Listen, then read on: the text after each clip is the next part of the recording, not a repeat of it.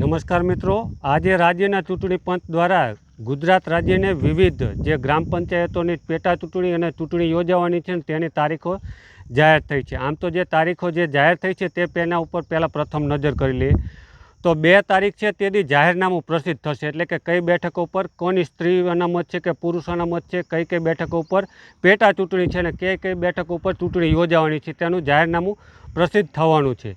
9 તારીખે ફોર્મ ભરવાની તારીખ છે, 10 તારીખે ચકાસણી થશે, 11 તારીખે જે વિગતવાર એની જાહેરાત થશે. એટલે કે કેટલા ચૂંટણી લડવાના છે તે સ્પષ્ટ ચિત્ર થઈ જશે.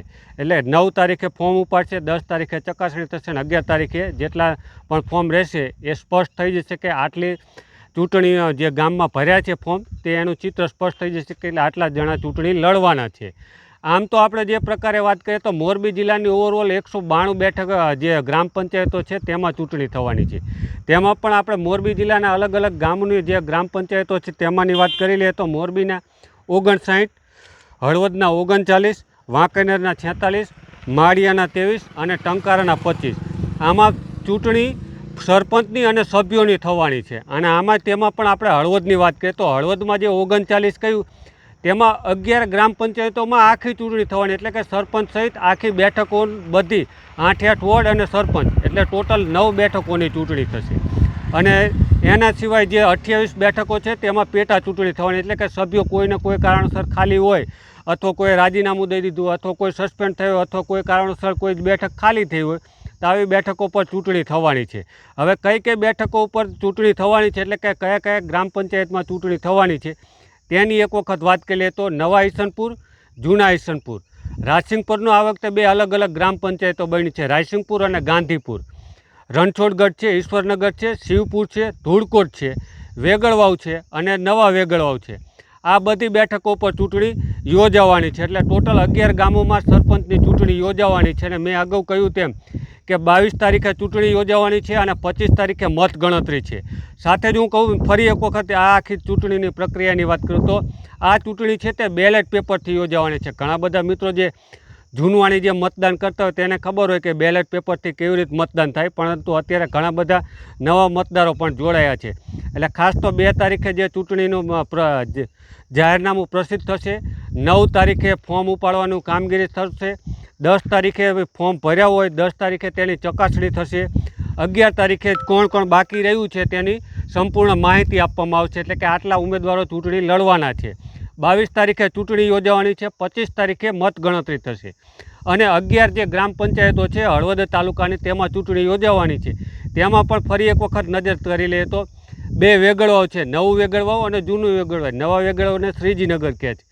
રાયસિંગ પર આ વખતે 2 નવા બન્યા છે, નવી પંચાયતની રચના થઈ છે ગાંધીપુર. જૂનું રાયસિંગપુર હતું તેમાંથી ગાંધીપુરની રચના થઈ છે. એટલે રાયસિંગપુરમાં 2 ચૂંટણી થશે, ઈસનપુરમાં 2 થશે, નવું અને જૂનું. ટોટલ 6 ગામ તે ઈશ્વરનગર, ધૂળકોટ, શિવપુર આ જે અને અન્ય એક ગામ છે તેની પણ આપણે વાત કરી લઈએ. ટોટલ 11 ગામોમાં જે ચૂંટણી થવાની છે રણછોડગઢ. એટલે ટોટલ એટલા ગામમાં ચૂંટણી થવાની છે 11 ગામમાં.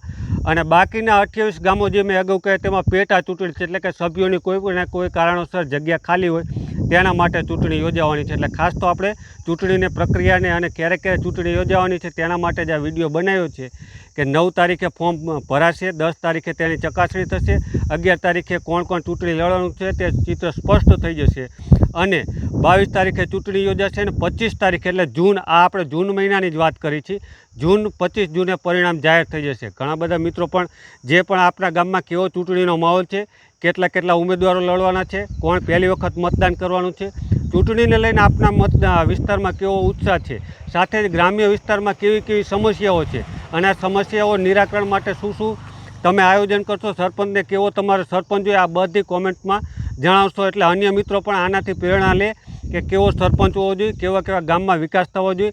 અને ખાસ ગ્રામ પંચાયતની ચૂંટણી હોય તે કોઈ પણ રાજકીય બેનર નીચે નથી થતી. એટલે કે કોઈ પણ રાજકીય ચિહ્ન નથી હોતી. ભાજપ, કોંગ્રેસ કે કોઈ અન્ય રાજકીય પાર્ટીઓ જે છે તે સામેલ નથી થતી હોય. એટલે ખાસ તો આ ચૂંટણી છે તે જે અલગ અલગ બેનરો હેઠળ લડાતી હોય છે પરંતુ રાજકીય પાર્ટીઓ આમાં ઇન્વોલ્વ નથી થતી. એટલે ગ્રામ પંચાયતની ચૂંટણી રસાકસીવાળી જોવા મળશે. સાથે જ 11 ગ્રામ પંચાયતો જે છે તેની ચૂંટણી પણ રસાકસીવાળી જોવા મળશે. આપને પણ ભાવિ ઉમેદવાર સરપંચ છે તે કેવો જોઈએ, કેવા વિકાસના કામો થવા જોઈએ, શું આપની અપેક્ષાઓ છે તે તમામ કોમેન્ટ બોક્સમાં લખશો. આભાર મિત્રો.